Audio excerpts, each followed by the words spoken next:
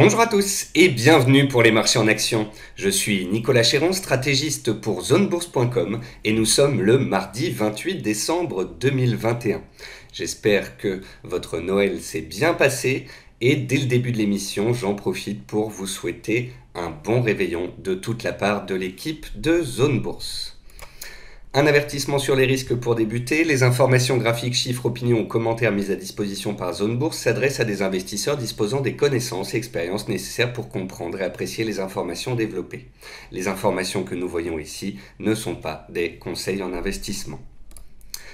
Vos rendez-vous de la semaine, tous les matins, le morning meeting d'Anthony Bondin, tous les jours Planète Bourse avec Roxane Nojac sur la chaîne YouTube Zone Bourse et comme tous les mardis, les marchés en action. Au sommaire de cette émission, un focus marché, un top flop et des analyses graphiques. On commence par le focus marché. Aujourd'hui, c'est une émission rapide, écourtée. Pas beaucoup de choses à dire. J'ai été très actif sur Twitter. Vous pouvez simplement relire mes messages des dernières séances pour avoir un avis complet ou bien m'écouter dans les minutes qui viennent, bien évidemment.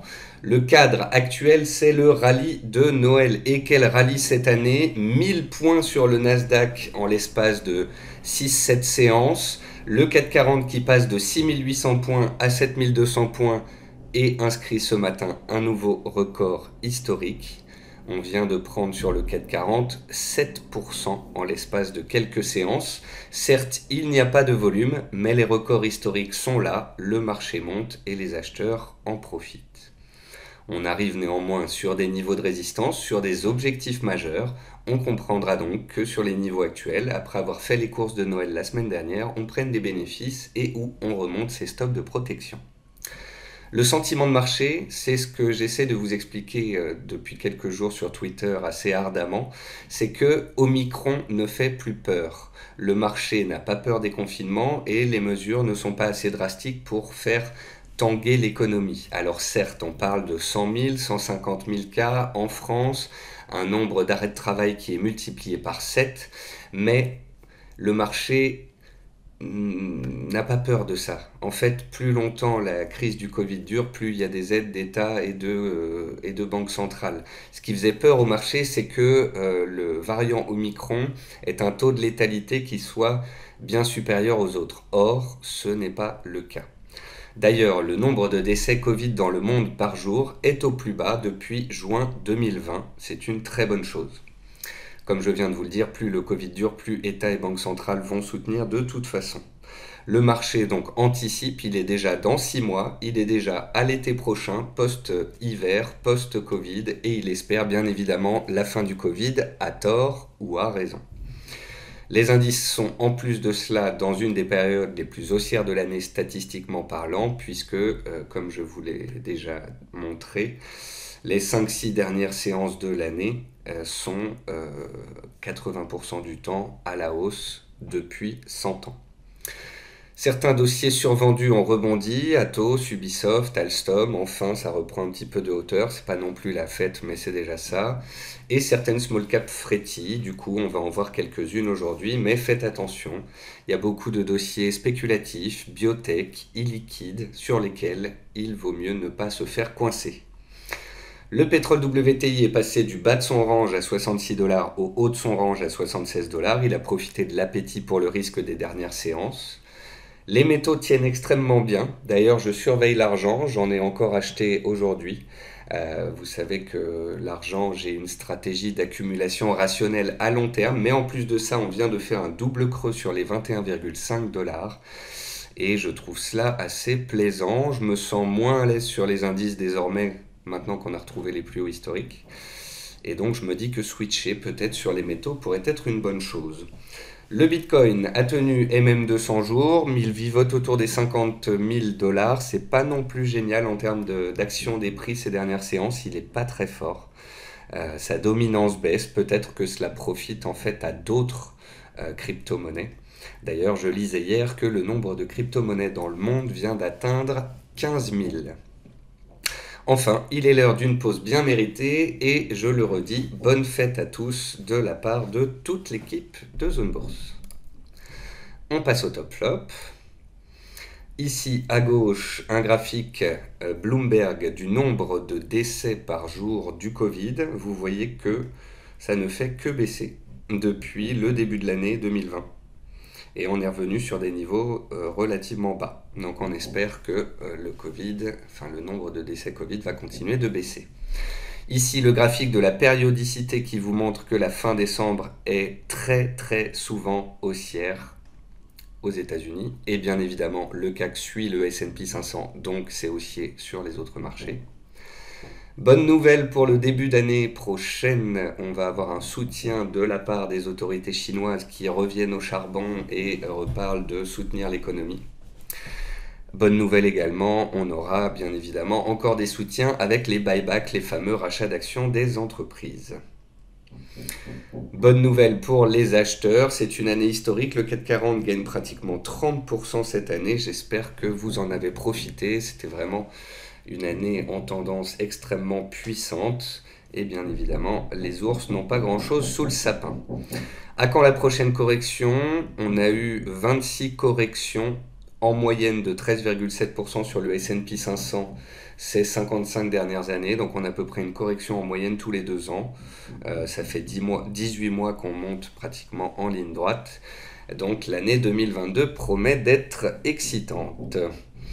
À suivre de près d'ailleurs pour bien sentir mais aussi matérialiser ce sentiment du risque. Je vous en ai parlé dans l'émission de la semaine dernière. Si on retire les États-Unis du MSCI World, en fait sur l'année 2021, les marchés ont été complètement neutres.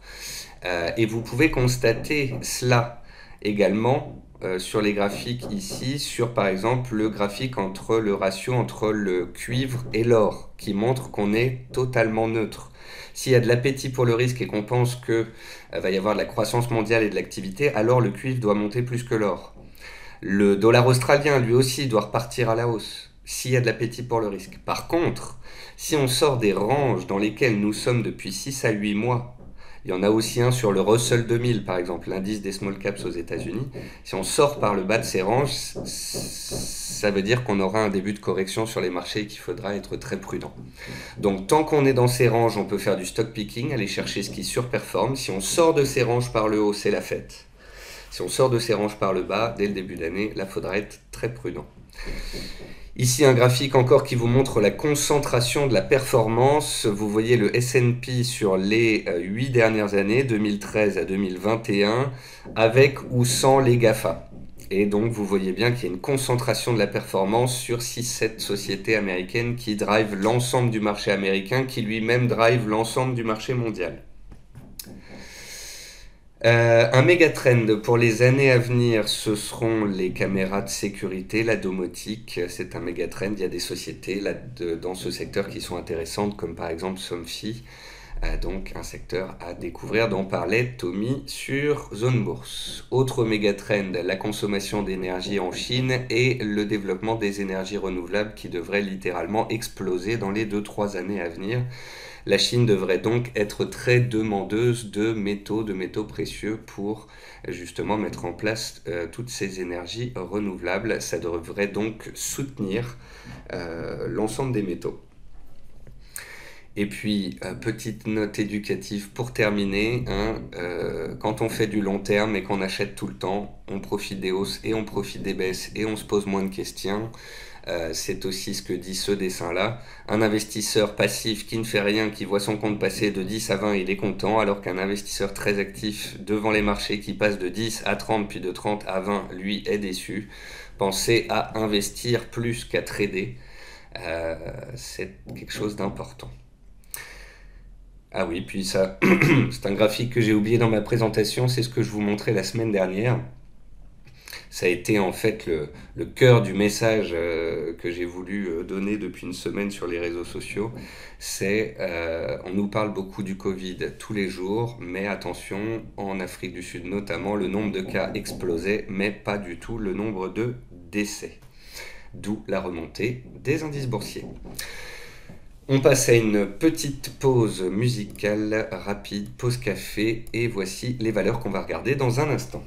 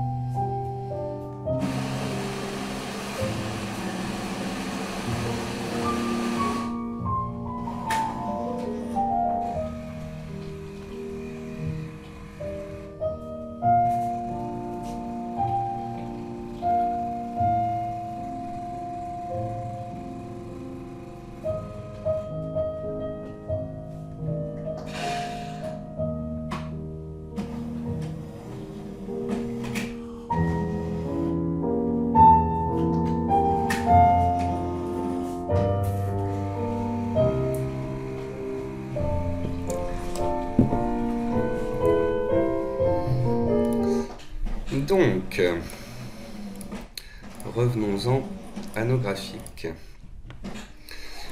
On commence par le CAC 40. Donc le CAC 40 est aussi à long terme, aussi à moyen terme, aussi à court terme.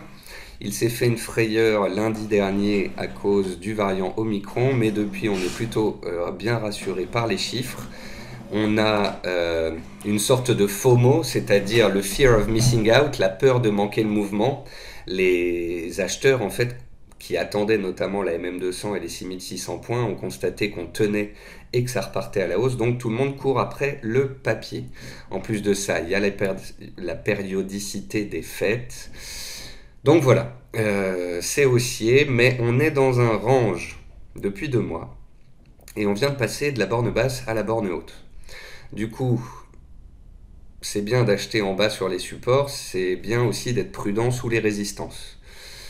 Pour ma part, j'ai fait des achats tactiques de court terme la semaine dernière, je les ai allégés en début de semaine et j'ai pratiquement tout coupé désormais pour passer les fêtes tranquilles. Je ne sais pas si on va passer les 7002 et débuter l'année vers 7250, 7300 ou si on va revenir sur les 7100, j'en ai aucune idée. La périodicité fait que c'est particulier, ça monte un petit peu tous les jours, c'est très par des algos, il n'y a pas de volume.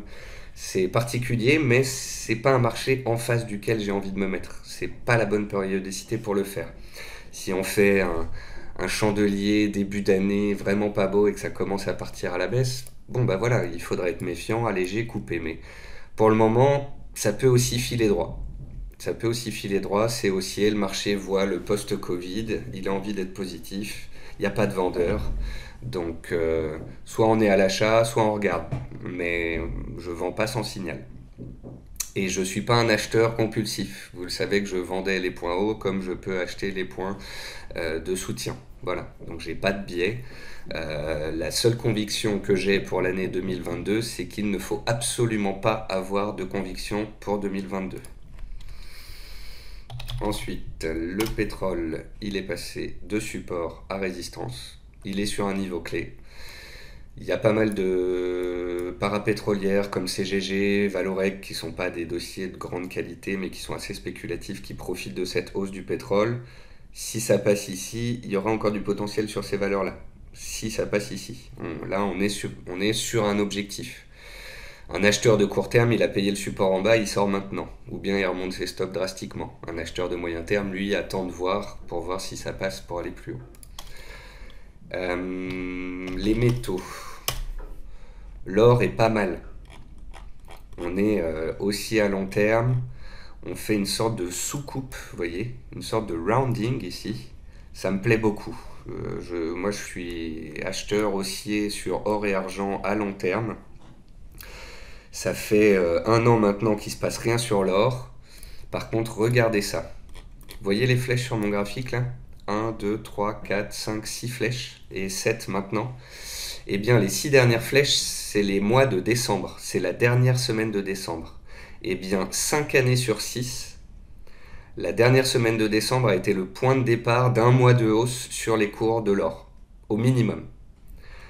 Donc, on est sur la fin de l'année, on est sur la dernière semaine et je trouve que l'or est pas mal du tout. On est ici à 1815 sur un niveau qu'on est en train de tenter de passer aujourd'hui. Alors certes, c'est les fêtes, il se passe pas grand-chose et tout ça, mais depuis 6 ans, 5 fois, ça a été le point de départ d'une hausse. Donc voilà, ça me plaît beaucoup. Et l'argent, pareil. L'argent, vous voyez, superbe range de moyen terme dans lequel on est depuis 1 an et demi. À chaque fois qu'on a touché 21,50, ça a bien rebondi. Récemment, alors que la Fed nous a dit qu'elle allait monter les taux 3 fois en 2022 et que ça a tiré le dollar au maximum de sa hausse, l'argent a tenu. Donc pour moi, la Fed ne peut pas être plus bullish sur les taux qu'elle ne l'est aujourd'hui et ne peut pas faire monter le dollar beaucoup plus qu'aujourd'hui. Et donc si le dollar arrive sur un plafonnement, inversement, les métaux peuvent profiter. D'autre part, les indices sont hauts, donc dans une optique de diversification, les métaux peuvent profiter. D'autre part, les métaux profitent, et l'argent aussi, de cette course au renouvelable. Donc ça fait beaucoup de choses qui font que tant que l'argent est au-dessus des 22,50 résistances qu'on vient de casser, qui fait désormais support, je suis particulièrement haussier sur les métaux précieux. Et puis le Bitcoin, c'est pas top, c'est pas glop, il est mou, ça passe pas les 52 000, et en fait ces dernières séances on voit les indices boursiers qui explosent, le Nasdaq qui explose et le Bitcoin qui n'y arrive pas trop. Donc c'est pas baissier mais c'est neutre. Voilà. Tant qu'on tient au-dessus des 46 000, ça va, on est au-dessus des mêmes 200, on est en tendance haussière de moyen long terme, mais il faudrait casser ces 52 000 pour aller chercher plus haut et pour sécuriser la... Je sais pas, ça sous-performe, c'est pas très beau. Du coup, je me dis que si les indices respirent eux aussi à leur tour, le Bitcoin manquera de force. Mais bon, je suis sûr de rien sur les indices, donc on verra bien. Et puis enfin, je voulais vous montrer l'euro-dollar. L'euro-dollar, il est baissier, certes, à moyen terme, mais à long terme, on vient de revenir sur une énorme zone, ici, à 1,12. Et comme je vous le disais, le dollar est bien monté ces derniers mois sur des anticipations d'inflation, de croissance et de hausse de taux.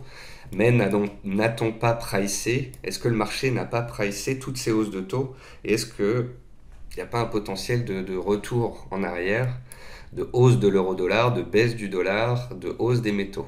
Voilà. Il n'y a pas de signal fort pour l'instant, on est dans un triangle, on peut très bien échouer sous la borne haute, puis en sortir par la borne basse dans le sens de la tendance baissière, mais si et seulement si on vient à casser les 1,1350 en puissance dans les séances qui viennent, c'est que le scénario dont je vous parle là, qui est un petit peu contrarien, prendrait forme. On va maintenant passer aux actions. J'ai seulement fait 2 catégories aujourd'hui. La première, c'est SRD et Trend Following, des grosses valeurs, des belles valeurs haussières, ce que je préconise de faire en général. Et la deuxième catégorie, c'est les small caps, pour vous montrer des small caps intéressantes, dangereuses, volatiles, qui ont fermé des gaps, qui techniquement sont intéressantes, mais sur lesquelles quand même je rappelle qu'il vaut mieux faire très attention. Beaucoup d'entre vous font trop de small caps, ils passent beaucoup de temps, sont beaucoup stressés et ne font pas beaucoup mieux que le marché, alors que ceux qui font du trend following sur des belles valeurs de moyen terme haussières, eux, ont été quand même beaucoup plus tranquilles cette année. On commence avec Axel Group, les vélos. Là, c'était aussi pour vous montrer parfois qu'il faut laisser du temps au temps. Axel Group, zone bourse est dessus. On gagne 80% sur cette position. Et même si on avait vu cet été que la valeur n'arrivait pas à dépasser la zone des 46-47 euros, on n'est pas sorti pour autant. Quand on fait du moyen terme et qu'on a une super entrée sur un superbe dossier sur lequel on est positif à long terme, eh ben on ne bouge pas. Et donc, même si elle est passée de 46 à 36, parce qu'on avait de l'avance et qu'on était bien et qu'on aimait ce dossier et qu'on pensait que de toute façon les fondamentaux allaient reprendre le dessus, eh bien, on est resté dessus à moyen terme. Les résultats ont reboosté le titre, les volumes sont historiques, on retourne vers les plus hauts annuels, on va très certainement les casser, c'est une superbe valeur de trend following à long terme. Et donc, voilà, parfois, quand on fait du moyen long terme, qu'on choisit des bons dossiers, et ben il y a des périodes où c'est génial, d'autres où on subit, mais quand on prend les bons dossiers et que le marché soutient bien, que ce sont des bons fondamentaux, des bons résultats, et bien on en profite et on stresse moins. Adyen. Regardez ça, Adyen fait du Adyen. Vous vous souvenez, on parlait des fois de Equinox, une valeur qui faisait du Equinox. Elle fait 3 pas en avant, 2 pas et demi en arrière et elle fait ça tout le temps. Et elle tient et même 200 à chaque fois. Si vous avez acheté 10 fois Equinox depuis 1 an et demi sur MM200, vous avez pu faire 10 fois 10%. Bourse très basique, mais pourquoi pas. Et donc Adyen, haussière à moyen long terme, très belle, a déjà fait des petits creux sous MM200, comme ici pendant le Covid, comme ici en mai 2021. Là, elle a fait la même chose. En fait, elle faisait un trou d'air sous MM200 pour mieux revenir sur ses anciens plus hauts. Vous pouvez voir qu'Adyen a l'habitude de faire un zigzag, une correction en A, B, C, D, en 2 temps. 1 temps, 2 temps. Bah là, elle a fait la même chose. 1 temps, 2 temps. Et donc c'est intéressant de voir des récurrences sur certains titres. Ça permet, quand Adyen casse la MM200 et revient sur un niveau horizontal, de ne pas flipper et plutôt d'en acheter avec un stop serré. Alten, superbe valeur de trend following. Très beau dossier. avec une tendance qui accélère. Argenx, on est en Belgique, on a un gap sous les pieds, on a une résistance horizontale, mais si elle vient à céder, c'est un nouveau signal en trend following sur une valeur haussière de long terme. ASM, les semi-conducteurs, ça continue de cartonner, la tendance est toujours là, on a corrigé pendant 3 semaines, c'est reparti, on remonte les stops et on sourit. SKR, on remonte les stops et on sourit, MM50 a fait le job, on sait qu'il ne faut pas passer sous 312, et on espère que les plus hauts cassent, comme d'habitude.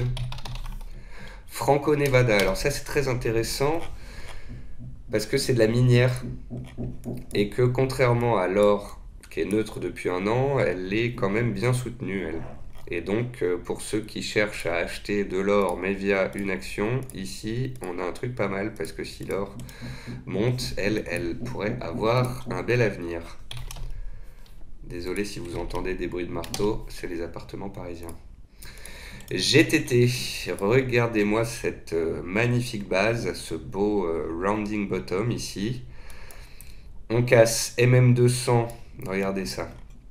On tricote MM200, ça passe pas, on la passe en force avec un volume historique, on la travaille, on se met dans un range, sous le bas du grand range, et ça passe en force. Et alors là, la formation graphique est super intéressante parce que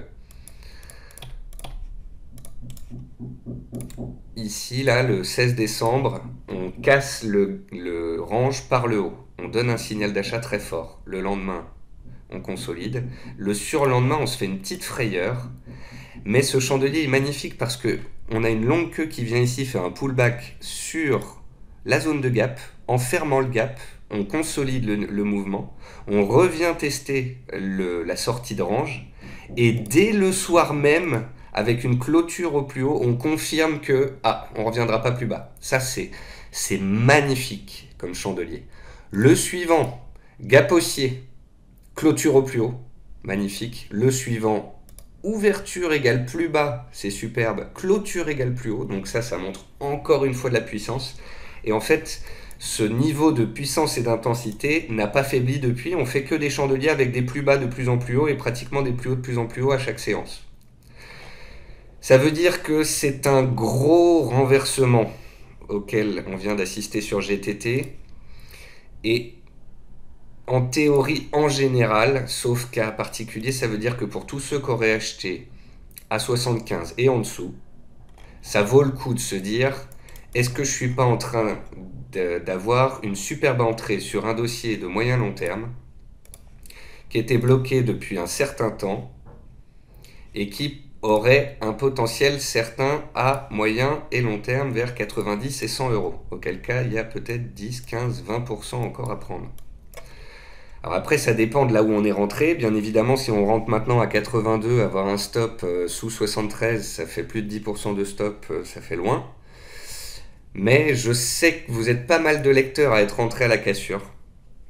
Il y a une bonne petite team qui est rentrée ici. Et pour ces gens-là, je comprends que ces derniers se posent la question de dire, voilà, je mets mon stop bien loin et je l'oublie pour 2022. Si ça rechute et que je sors à zéro, je sors à zéro, c'est le jeu. Mais au moins, là, j'ai un trade avec un risque annihilé que je peux tenir pour toute l'année.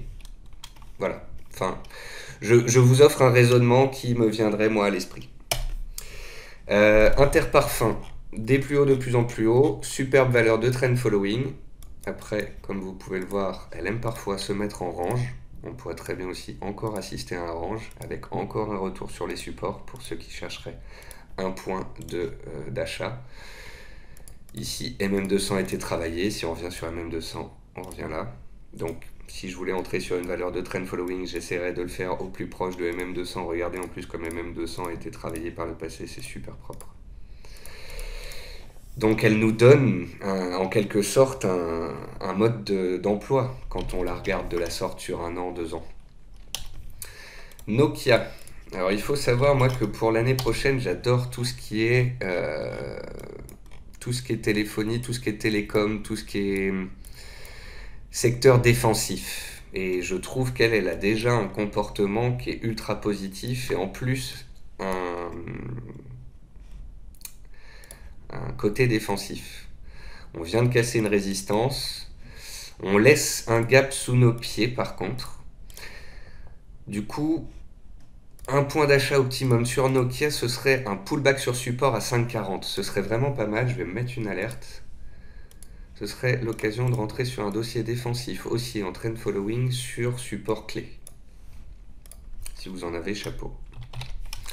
Saint-Gobain, bah ça c'est à surveiller. En gros, si le CAC casse les 7002 et accélère et s'envole à 7004 en début d'année, bah Saint-Gobain, il y a de grandes chances qu'elle casse sa résistance horizontale, qu'elle aille chercher ses 65, voire plus.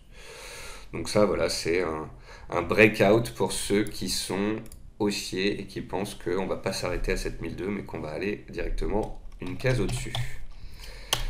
Virbac, même chose, trend following, dossier de qualité, MM50 en support. Pour l'instant, c'est un long fleuve tranquille. On va passer aux small cap. Alors les small cap spéculatives, pourquoi est-ce que je parle de ces valeurs? Parce que j'en parle depuis le début du mois, parce que j'expliquais que c'est des valeurs qui sont souvent jouées en fin d'année. Certaines sont pumpées. Pumpées, ça veut dire qu'elles sont soutenues et données par plein de gens dans plein de groupes différents, sur plein de forums différents. Donc c'est pas forcément des mouvements qui vont durer très longtemps, donc il faut faire très attention à ça. Certaines vont décaler en début d'année, d'autres ne vont pas décaler, certaines ont déjà bien mangé du potentiel, et donc je vais vous montrer un peu ce que j'en pense en les passant tout en revue. Atari, ça c'est typiquement de la valeur à pump. Elle est complètement flat, elle est sur zone.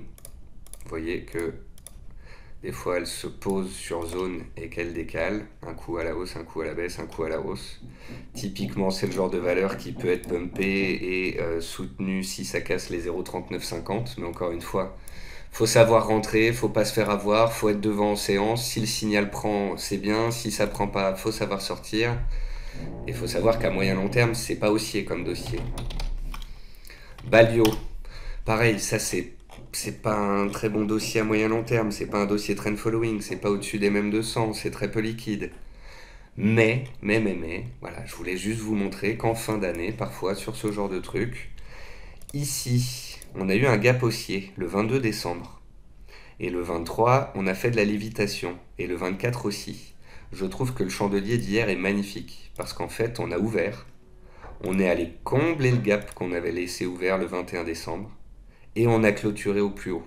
En fait, quand on a comblé le gap, certains ont vu ça, ont payé, et quand les opérateurs se sont rendus compte qu'on venait de tester le gap, qu'il était comblé, que ça pouvait repartir maintenant, ils ont payé dans la foulée, et ils ont encore payé ce matin. Mais bon, ça reste de l'ultra spéculatif. Il y en a qui accumulent ici, ensuite ils en parlent sur les forums et sur Twitter, ensuite la sauce prend, parfois ça s'arrête ici, parfois ça va sur MM200. Quand il y a une news, c'est génial parce que ça va plus haut et ils paraissent des génies dans ces cas-là, sauf que ça arrive une fois sur 50 et que beaucoup d'autres fois sur 50, bah, ça retombe comme une chaussette et les débutants qui sont rentrés dessus se sont fait pumper, se sont fait bloquer. Donc encore une fois, faites attention à vous. Égide. Là, on parle d'une petite valeur à moyen long terme qui est dans une théorie du phénix potentiel. Souvenez-vous, la théorie du phénix, c'est une valeur qui est baissière à long terme, qui baisse, puis qui à un moment va se mettre dans un range, potentiellement. Les volumes vont revenir, la valeur va sortir du range par le haut, et puis parfois elle va revenir tester la cassure en question, et ensuite en théorie du phénix, on part à la hausse. Voilà. En gros, c'est un avènement de retournement, un gros, alors parfois c'est une tasse avec anse, parfois c'est un rounding bottom. Et si vous voulez, ici, il faut regarder en journalier. Désolé pour les travaux. Donc vous voyez, c'est là où quand on traite des petites valeurs, franchement, il faut savoir qu'on traite ça, que c'est très volatile, qu'il y a un gros potentiel, mais il faut savoir les travailler, ces valeurs-là. Et il ne faut surtout pas être à 20% près. Regardez, je nettoie mon graphique. On a travaillé cette valeur pendant longtemps. Le marché a travaillé cette valeur. Ça passait pas, ça passait pas, ça passait pas. Ça passe mais ça revient, ça passe mais ça passe pas. Et enfin, ça y va. Ici. Avec un volume énorme. Donc la grosse zone, elle est là. Et vous voyez que le pullback, il est dur parce qu'on aurait pu penser, on aurait pu espérer que MM200 ça tienne, mais MM200 ça tient pas. Et là, c'est un pullback profond, mais en fait, pas si profond que ça. En fait, on est juste revenu tester un énorme niveau. Ce qu'il y a, c'est que la valeur a donné un signal ici à 1,15, qu'elle monte à 1,70, que certains achètent à 1,40, et que quand on a acheté à 1,40 et que ça baisse à 1, bah on se fait pipi dessus. Voilà, c'est ça le problème.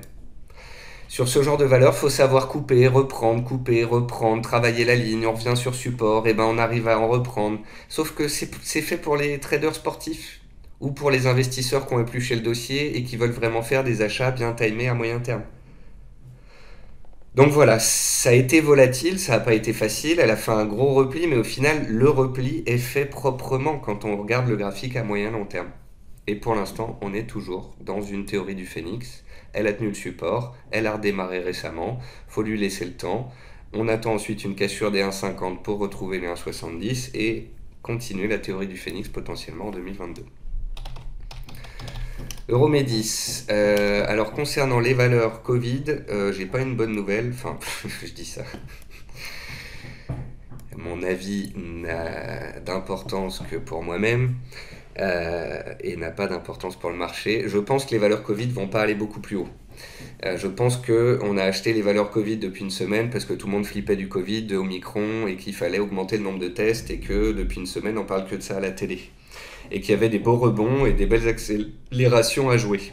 Mais sur des dossiers comme Euromédis, c'est baissier maintenant. On fait des plus hauts, de plus en plus bas, et je me dis qu'il n'y a pas beaucoup plus de potentiel. Ce qui me fait aussi penser ça, c'est que j'allais parler d'Eurobio après, qui est la plus belle des valeurs françaises sur le secteur, et vous voyez, l'objectif a été atteint. On a atteint les 30 euros, on a atteint le report de range ici à la hausse. Et en fait, on a atteint des objectifs sur toutes les valeurs Covid. Fallait les jouer effectivement depuis 1 mois et demi. Bravo, bravo à tous ceux qui ont joué les rebonds sur Euromédis, sur Novacite, etc. Mais je pense que ça ira pas plus haut à court terme. Désolé. Je sais qu'il y en a qui vont pas être contents, mais c'est mon avis, c'est comme ça. Fastned, bah, elle est pas fast du tout, mais elle est sur support. Donc là, on peut surveiller cassure des 50, cassure des 52, cassure des 53, cassure des 56. Fonction de votre profil, ça se surveille, ça c'est le genre de dossier qui peut décaler assez facilement. Fermentalg, je voulais vous en parler parce qu'on était hier pile poil sur MM200 et c'est typiquement le genre de dossier qui en fin d'année sur MM200 réagit, mais bon elle est déjà à plus 2, ça réagit déjà. Certains la jouent, mais c'est aussi le genre de dossier qui se fait pumper, donc il faut faire attention. Greenyard, c'est plus silencieux, personne n'en parle, mais ça monte un peu plus et c'est puissant. Donc ça c'est une belle valeur de trend following.